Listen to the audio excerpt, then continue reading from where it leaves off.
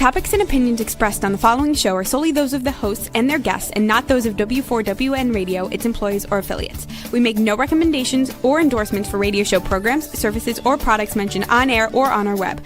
No liability, explicit or implied, shall be extended to W4WN Radio, its employees, or affiliates. Any questions or comments should be directed to those show hosts. Thank you for choosing W4WN Radio.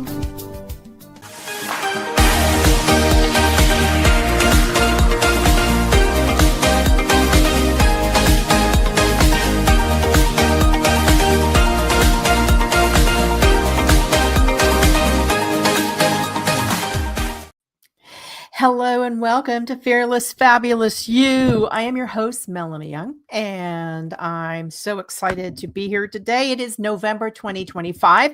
I've now been doing this show for 12 seasons, and we can be heard on 65 podcast channels. And of course, you're watching on YouTube.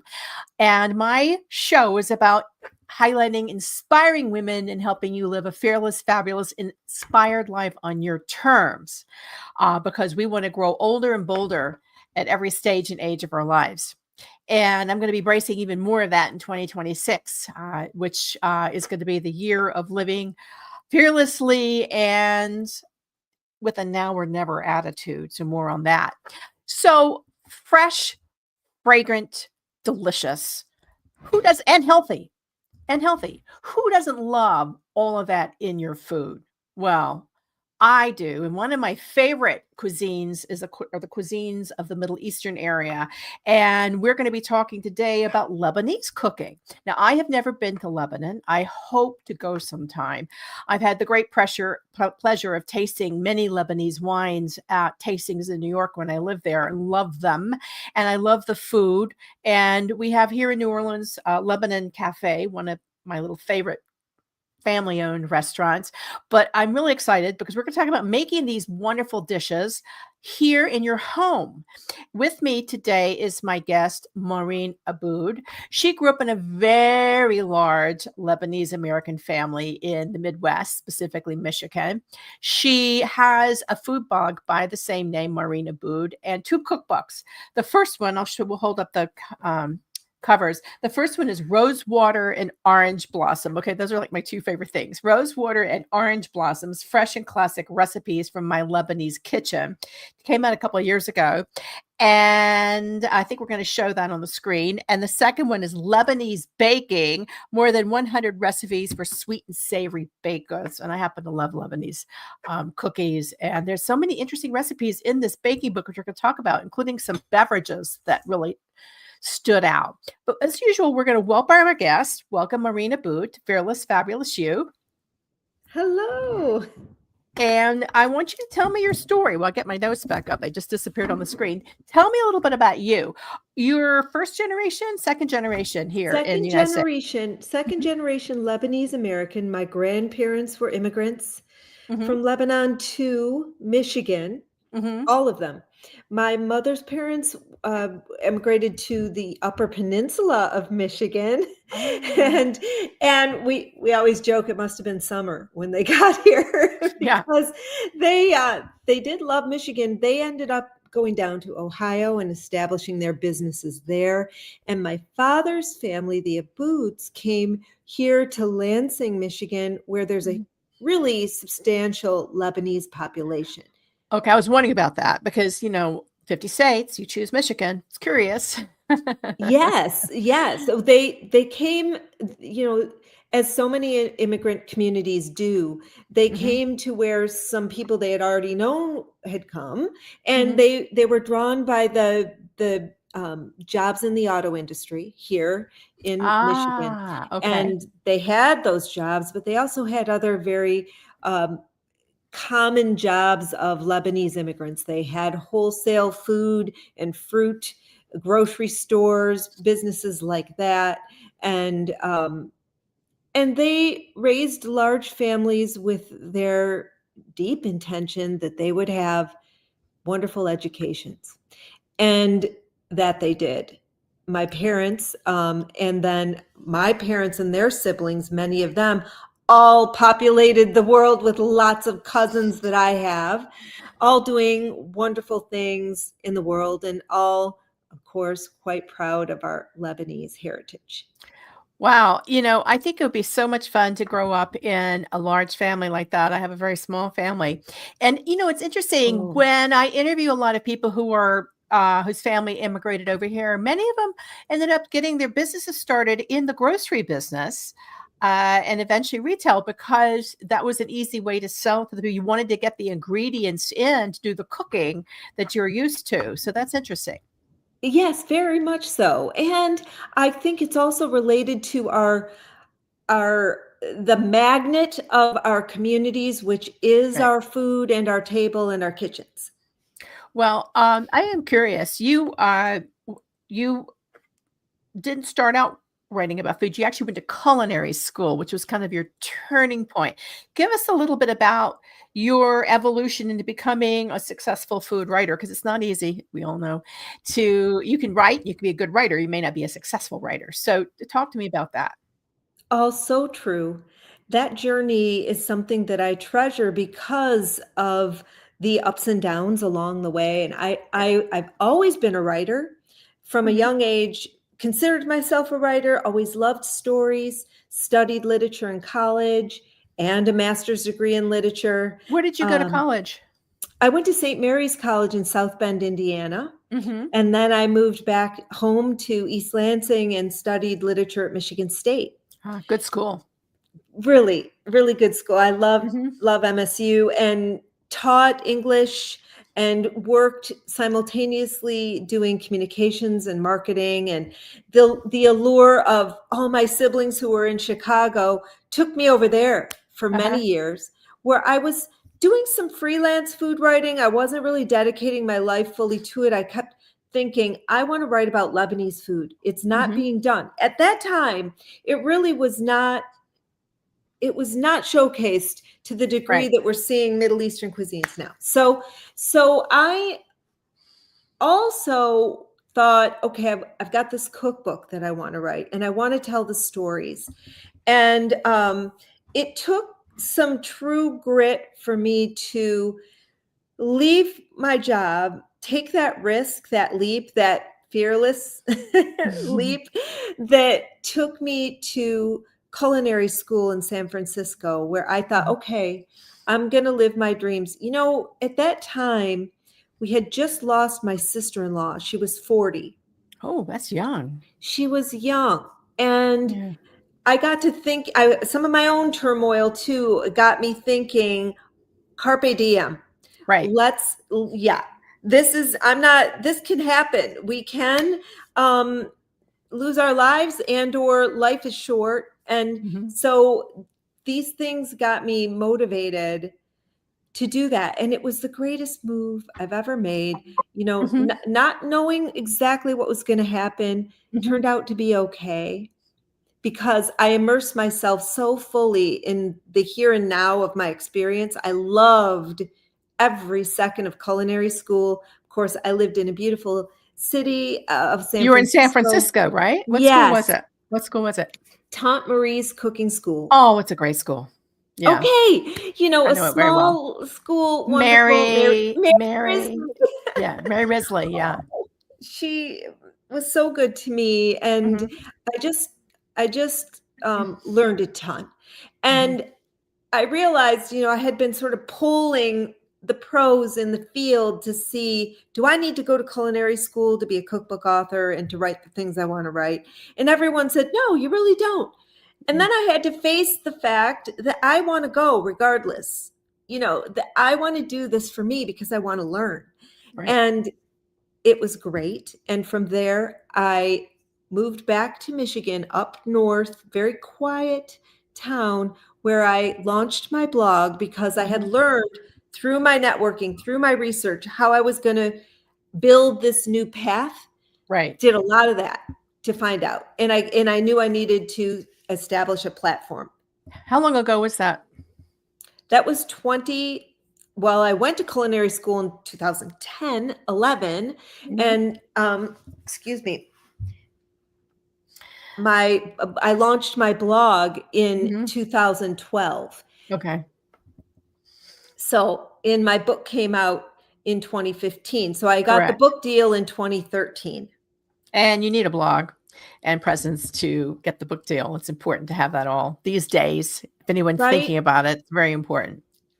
And the social media platforms that are now so essential. At that time, it was more the blogging where you could build your platform. And now, of course, you really you've got to go on so many different channels and be so multitasked. It's really too much. It's a lot. I was recently at the Southern Smoke Symposium event here, and they were talking about Substack. Of course, Substack sponsored the Substack. So they were like, you got to be on Substack. And I'm thinking they're talking to all these people who are very busy running restaurants. Who has the time to have social media, Substack, make your food, do the pricing, hiring, etc. It's a whole thing. Yes. But you've done very well. And I spent some time on your site. You have a great shop. Oh, thank you. Ingredients. I don't have any of these ingredients. It's very hard to find them here in New Orleans. So you have for anyone who really wants to get authentic Lebanese ingredients, which we're going to talk about, MaureenAbood.com has that and some really terrific recipes. I loved both the books. I want to just talk. I know the new one is Lebanese baking, but I do want to talk about rosewater and orange blossom, which are my two favorite things. Put on the body. So aromatic. For people who don't, let's talk about. For people who don't know geography, let's talk about Lebanon. Yes. You've been. Yes. Let's talk about Lebanon as a country and a culture, location, what it's known for. Because right now, a lot of people are not going. It's on my list, and I'm hoping to go. I really do. So talk to me first about Lebanon itself. Lebanon is a Mediterranean country. It's in the Levant. It is a Middle Eastern country, but it's perched on the Mediterranean Sea. Yes. Southern border Israel, and also bordered by Syria. Lebanon is a tiny little country, but it has always been served as a crossroads. Yes. In the Middle East, and as a very cosmopolitan city, Beirut holds treasures of many, many sorts, from culinary and food to fashion to, with the port there. It's an amazing city. And the country itself has, though tiny, it has many regions, and there's certainly regional cooking. And the cooking and the food is the ultimate expression of the Mediterranean diet. Exactly. Yes, you have such a beautiful array of the lean meats, the lean proteins, the plant proteins that provide so much protein and fiber, and the delivery of all this with fresh produce, fresh herbs, spices. All of this helps us eat deliciously and healthy at the same time. I love the cooking there, and I think it's important. It is the Mediterranean. A lot of people don't know their geography, that so much of the Middle Eastern area lies on the Mediterranean. It's the Eastern Mediterranean. And I'm blessed because I've tasted a lot of Lebanese wines. When I lived in New York, they would come over and do big walk-arounds. It's a wonderful wine region. The wines have incredible history. There's also a French influence. What was the French influence? Oh, thank you. Yes. Well, Lebanon was a protectorate of France for many, many years. And in that relationship, there was a great deal of influence. So many Lebanese speak Arabic, English, and French.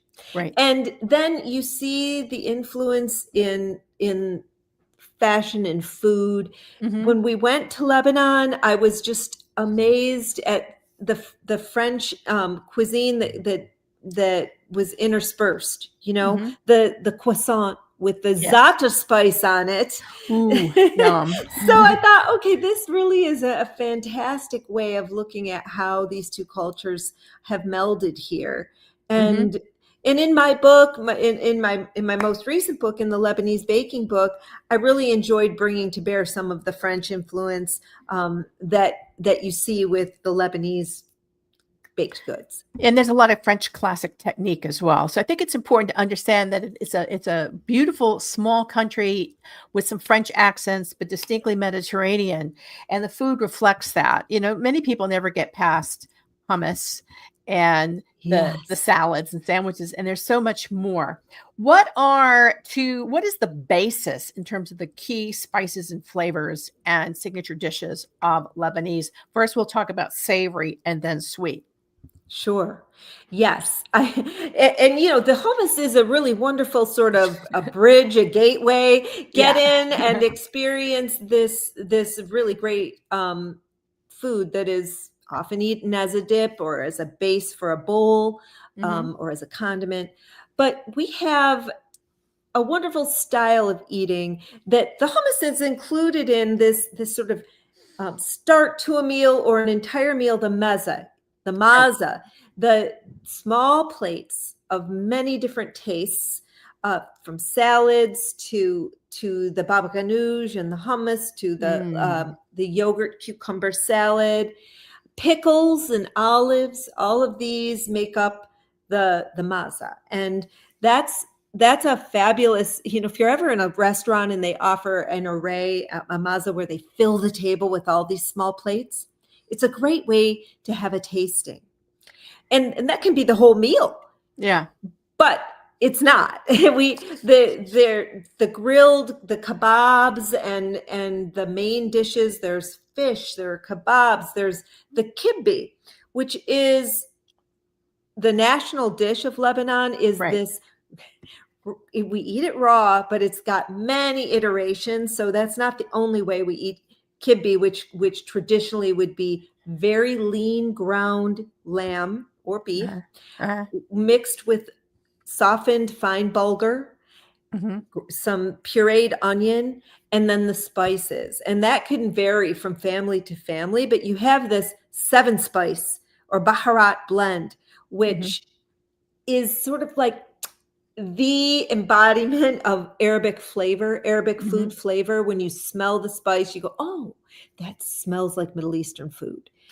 So that spice is important.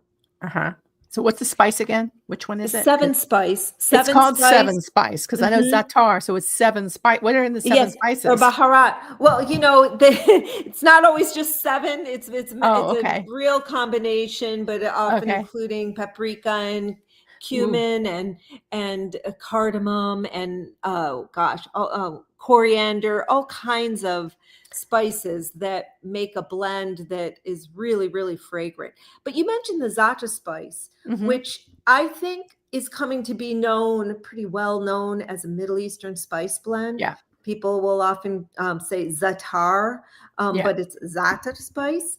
Okay. The za'atar has 3 things: dried wild thyme or oregano, but most typically you see thyme, although I was asking a group the other night if they knew the ingredients, and several people said oregano. Sumac, which is another very typical spice. It's bright in color. It looks a little bit like paprika, but it's more citrusy in flavor. It has a very bright tang to it. It's really, really good. Sometimes it's used as a replacement for lemon juice in a recipe where you don't want the liquid, but you want the flavor. Right. So, and then sesame seeds. That's the za'atar blend. And the za'atar is often spread on top of a flatbread. And this za'atar bread, manushi, is folded up with maybe vegetables, tomatoes, cucumbers, labni, which is the thickened yogurt, in it and wrapped. And that's a Lebanese breakfast. Oh, that's the way I like to eat. I like more savory breakfast. So that just sounds delicious. You would love Lebanese breakfast. Yes. Well, that recipe is in the Lebanese baking book. And I love the manaish recipe because I'm gonna hold the book up. It breaks it down. Our file didn't upload. It was in the wrong format. So here it is, Lebanese baking. Yes. There you go. It's available out. Yeah. The manaish recipe, it makes 4 8-inch flatbreads, which to me makes it a very manageable recipe to go ahead and tackle if you haven't made it before. And if you have made it before, you'll find that the recipe works really, really well for this soft foldable bread. And I want to underscore the baking is savory and sweet, and there's also some beverages in there. I love the fact that you had a recipe for pita, because store-bought pita is gross for me. Thank you for saying it.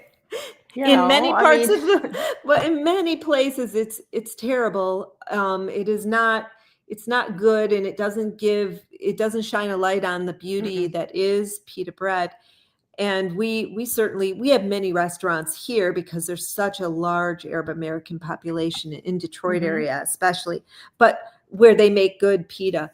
But homemade is so much fun. It's really a lot of fun. You need to make sure you have a super hot baking element in your oven. You can use a pizza stone. I have in desperate times used an overturned sheet pan, but the best thing is a baking steel that you place on your bottom rack. This thing holds so much heat, and you need that heat for this rolled piece of dough to puff up and for that magic to happen, the pita magic to happen. Yeah. It's all about the puff. And you don't get the puff in the store-bought. It's like pomme souffle. When you come to New Orleans, you have pomme souffle, you want the puff, not the flat. It's just a completely different thing. I mean, I love the breads. I'm a savory girl, so I was like perusing the breads, and of course I mentioned before the show my husband David bakes. I'm like, okay, you're making this next. You earmarked his tasks. Yeah, well, he's gonna have fun with it then. But what are some savory pastries? And are there certain time the Lebanese breakfast tends to be more savory, but are there sweets that you have at certain times of the day that are traditional? Yes. And that savory breakfast can include some sweet things, but it isn't typical. And then, to have a sweet breakfast, but the sweets, it's interesting because when you look at them closely, you think, okay, wow, some of this it's rich. We have lots of butter involved and clarified. I was going to ask you about that. Is it butter, olive oil, Mediterranean? I think olive oil, but then French butter. Yes. Well, with our baking, we do use clarified butter or ghee, and it's one of these things where you go all in to make the best of these cookies that, like the cover, this matmoul cookie. This is a shortbread cookie that's made with butter, and yet we don't eat so much of it that we're going to make the kinds of substitutions that you would make if you're on a really strict diet. When you're going to have the sweet, have it the way it's meant to be, unless you have a restriction, of course, then there are options. But to have a cookie, a little cookie with a cup of coffee in the afternoon, or when someone comes to visit, this is a very traditional thing. Much of it is had when you're feasting, when you have a special occasion, because normally day to day it'd be more like having some fruit after a meal in the evening. But like, I have such a sweet tooth. You have the savory. I love it all, but I do have a sweet tooth. So I'm sort of like throwing off my the way the Lebanese eat most of the time with the fruit as they're sweet. I love to have a little cookie or something. And these things freeze so well that you can make them and pull them out. And there are other just recipes, divine savory items here. And one that I want to point out to you is, since you love the pita bread, is the arayas. And that is is made. It's the pita bread cut in half and then filled with a seasoned ground lamb mixture, kind of like a kafta mixture. And it's got all kinds of really mouth-watering seasonings in it, pressed into the pita bread that's cut in half, and it's raw. And then you're going to sear it in a little bit of olive oil in a saute pan until it gets nice and golden and crisp, and flip it over and do the same thing. And the meat cooks through and becomes very juicy. Dip that bite into some yogurt dip, and you'll be coming back. Oh, it just sounds different. David's making homemade yogurt now, and I showed him your recipe Is in here he? because that's yeah. Because we're trying, like many people. Hello, everybody. We're all trying to save money, need healthy, and prices Yes. of things. So we're looking at things we spend a lot of money on every day, which we're going to talk about. And one of them is yogurt. A lot is bread, and he's making it at home, and it tastes better. He's going to work on ricotta. We're debating ricotta cottage cheese next because that's a big one. So what are some examples of some recipes where people may be spending a lot of money buying it that they can make at home just as easily and better that you would recommend? Oh yeah, the yogurt's a big one. That's a great one. And it does taste better because you can control, we eat the yogurt savory most of the time Me in too. Lebanese cuisine. Okay, so you want it to have a little more complex flavor. Some of the plain yogurts that you buy, they just lack luster. They don't have a lot going on. And then you can drain that for the labni, which becomes like a spread, like Greek yogurt. And that's a fabulous practice, almost like keeping a sourdough. Right. You use something from the prior batch, use a starter.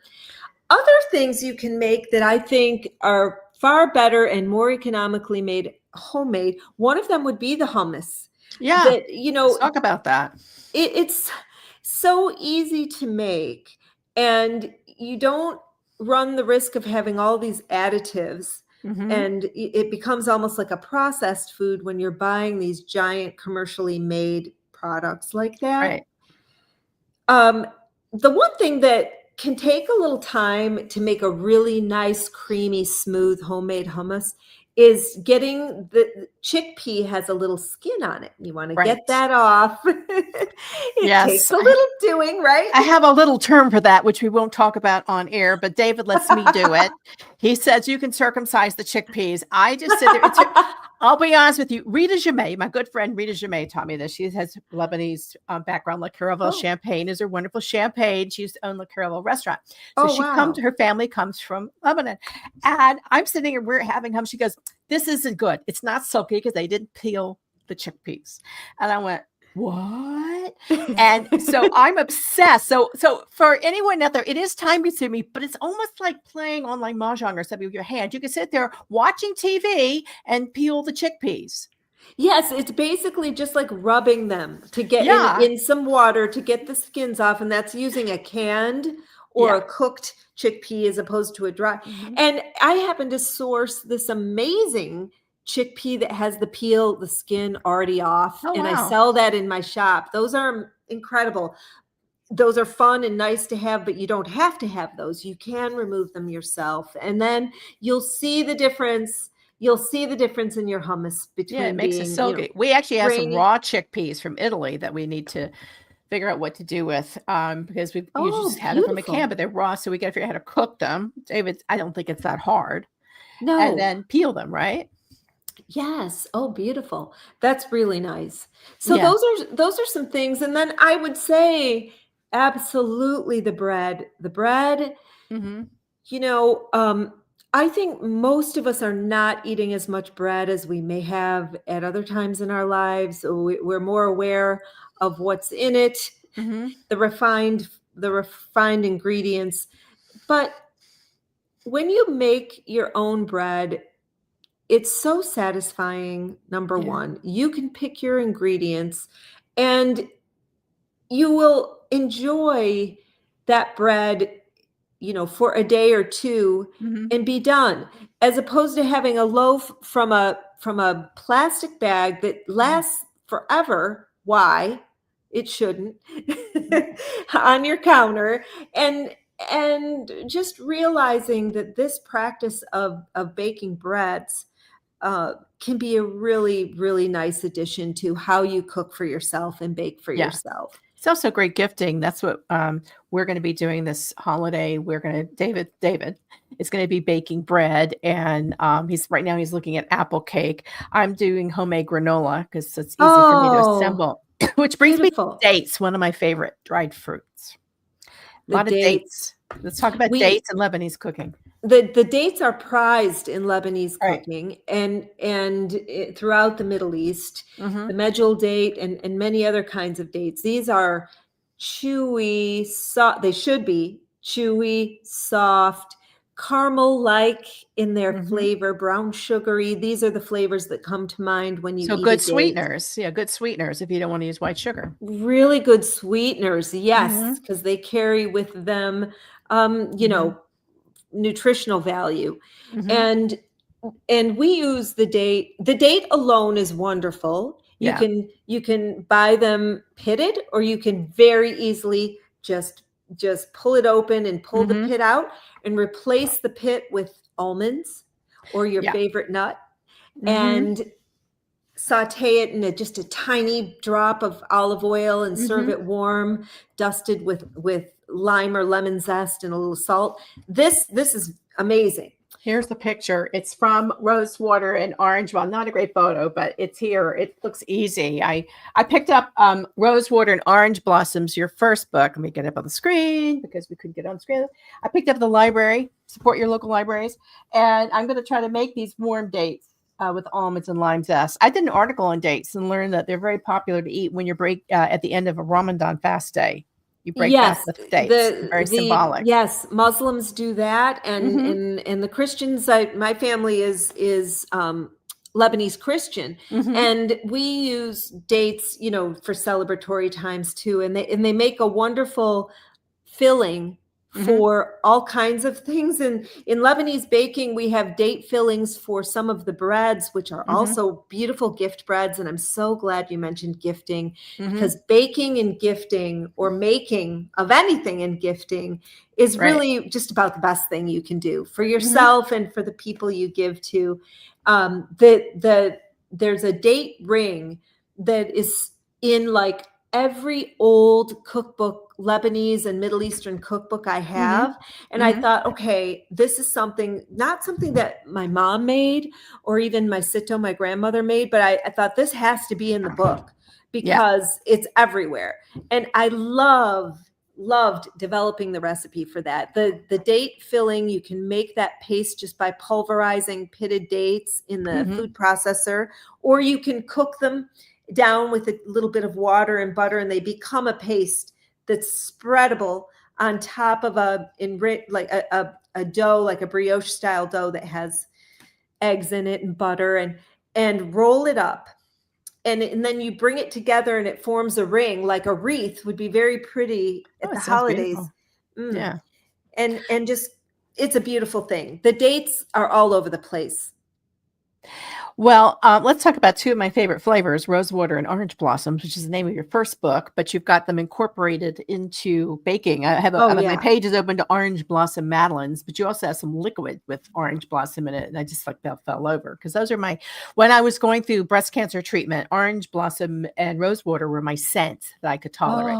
Oh, really? Yeah, because I couldn't tolerate a lot, but those are my calming me, and those are my nausea smells. So for me, that's amazing. Like a smell for me, those two. Yeah.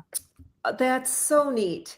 Well, they really are special. They're so fragrant, so aromatic. I don't do a demo that I don't pull out a bottle of each and pass it around the room so that we can enter in and that scent, because the scent is so important to our baking and cooking experiences. Yes. They're so evocative of memories. When I make homemade baklava, the Lebanese bitlewa with the orange blossom syrup that goes over the top, I'm like, here's my mother again with me. I don't make it without thinking of her. And it makes me want to keep making it because I want to keep her with me, and I want to keep remembering. Well, I have to laugh about that because my mother, baklava, which you start out with, one of the first recipes in your Lebanese baking, and I had to laugh because my mother she tackled baklava. She hated to cook, loved to bake, and I was with her side by side as a young girl trying to help her get through the process of making baklava. Oh, no kidding! And she did it, huh? Finally, she was so proud of herself. That's amazing. Most of the bitlewa that I make and most of us make, we use the phyllo that we can buy that's frozen, and it's fabulous. I love that because of its texture and for all the reasons. But I wanted to include homemade phyllo dough because I really wanted to understand this recipe that our elders had to make if they wanted to have the pastry. And I came to just so admire and appreciate their fearless, fabulous selves for mastering these it's a process. recipes. But it's such a wonderful homemade baklava. So fantastic when you can get it. I'm curious, you talked about your mother and baking, but you did a meal in memory of your father. I think that was a very significant scenario. Talk to me about that, because I think it was like your transformation into diving into the food world more. So tell me about that. Well, there came a point in time where I started to realize the ways of the Lebanese that I wanted to I wasn't just part of it now. I could see it and think, I'd like to express this to the world. And when my father was sick, he had a very compressed cancer and pancreatic cancer, and he passed away we weren't expecting, and he was gone like that. And it can go fast. Oh my gosh. Our community was, of course, he was a force in our community and beloved. They came out and just showered us with love, and that love in the form of food was like, just an incredible thing that I couldn't help but keep thinking about how this is an important expression. And I know it's not unique to our Lebanese community, but when there's trouble, just as when there's joy, you want to do something to express your love. And that was the making and sharing of food that we experienced at that time. And it took me a couple of years to fully flesh out that piece of writing that I ended up placing in the Washington Post. But it was a wonderful experience for me, because I just sat down and started writing, and then as I worked through it, I was able to come to realize what all this really meant. And that set me on my trajectory of food writing. I think that's such a great story, because everybody goes into it, some it's, memories growing up with cooking with mom, but the father one was so special to me, because I was very close to my father. He didn't cook at all. He, was a great guy, but food was not his thing other than wine. So wine. So for me, my journey into becoming a certified wine professional, a wine expert, came through my father, because he was a wine educator. That was our bond. Neat. But I guess it's the bond is there. But I do like to bake. David always teases me. He said, that's the one thing you got from your mother besides your bossy personality. And I do like to bake. And there's some terrific recipes in here. We're not going away. We just canceled our Thanksgiving's coming up, even though this is an evergreen show. This is actually a week before Thanksgiving. We're airing this show live. And so we're staying put because I had to cancel my travel due to some recent surgery. But I'm kind of excited because I love New Orleans, and we're going to cook, and we're going to try different recipes and do really fun things and start hosting dinner parties. And I think it'd be so much fun to have a Lebanese themed dinner party. What does Thanksgiving look like around your table? Oh, well, I'm happy for you. And you've got some you've got some exciting things ahead then, because making dinner parties is a ton of fun. We love it. If you do it smartly, with a good plan. But the Lebanese at Thanksgiving is a big thing in the Lebanese community. And then in my community, which extends way beyond just Lebanese people and Lebanese Americans, it's having these flavors that people love and want to try and want to add to their traditional feast. So we have a rice dish, hashwi rice, that is very traditional at Thanksgiving. The hashwi is ground beef or lamb cooked, and then you add your rice, you add chicken stock, or you could use turkey stock, and cook this, adding on top toasted pine nuts, and then pieces of chicken or turkey are placed on top. It's like it's a pilaf that's chock full of all these good things. And I know some people actually stuff the hashwi means stuffing, into the turkey. Wow. Or into the chicken. That's not how we've ever done it. We've always made it stovetop. It's a simple dish, but boy, is it delicious. It's our comfort food and our feast food, both. Delicious. Oh, it sounds great. We'll have a full Lebanese spread and a full American turkey spread all on our buffet. Wow, that sounds like a lot of fun. We'll come to your house. Yes, come on. The grape leaf rolls are also traditional for Thanksgiving. And the breads, of course. I've been feverishly baking and freezing breads for Thanksgiving too. Well, this is our first Thanksgiving in 2 years where we're not in Hawaii, where we usually have poke and more poke. Oh, yeah. So we're guesting, and and then we're going to cook some stuff on our own and probably do our own separate. Like, I like doing leftovers another day, but we're going to just have fun cooking and just make it, a holiday in a new way here in New Orleans, which is a great place. And like I said, there's Lebanon Cafe, and it's a terrific little restaurant, family owned, over on, I think it's Carrollton Street. We just passed it the other day when we did the Po' Boy Fest, but they do a lovely job.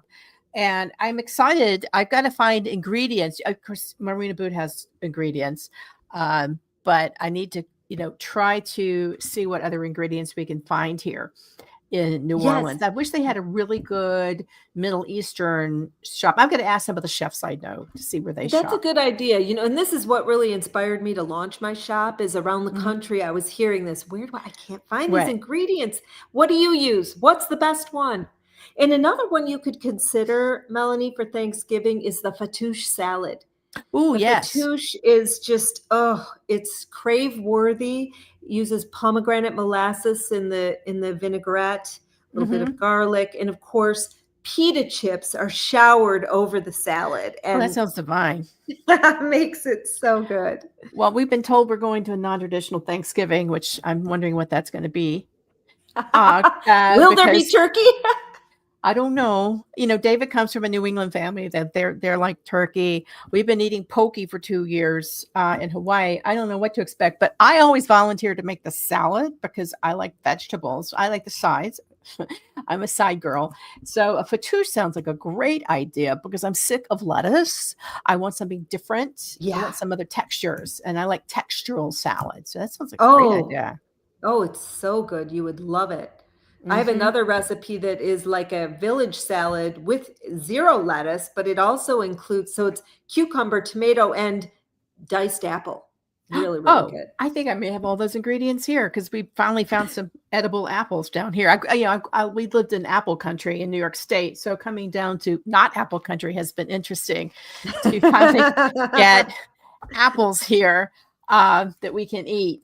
But you make do with what you can locally. Is there one dish in the little time we have that you feel, or 1 or 2 dishes that you feel are the embodiment of what you think everybody should? I hate it when people typecast cuisines and countries, right? And some people may have thought, it sounds like Greek cooking. When you Google Lebanese, sometimes it's mixed in with Greek. They're completely different countries, completely different locations. What do you want my listeners and followers and whatnot to visualize and conjure up in their head, flavor wise and dish wise, that would be quintessential dishes you should try, whether you're dining in or cooking in? For Lebanese cuisine, you think of fresh herbs, which add so much flavor to anything you cook. You find so much fresh mint in all kinds of Lebanese salads and wraps and other dishes. I would say that the mint is really, really key, fresh and dried mint. And the tabbouleh salad, for example, that includes the bulgur wheat.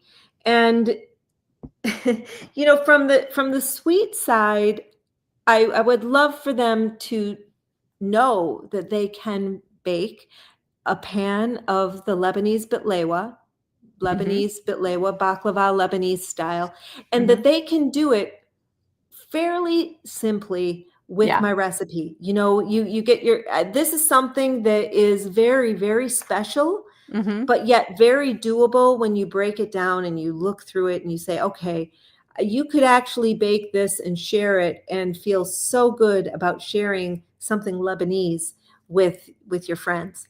Yeah. And this is food that you can easily share. It's great gifting as well, because a lot of people don't think to make it themselves. And it's so, as I started with the show, it's very fresh and flavorful and healthy, and just brings up just a lightness. When you eat the food, you don't feel weighed down afterward, Yes. which I like.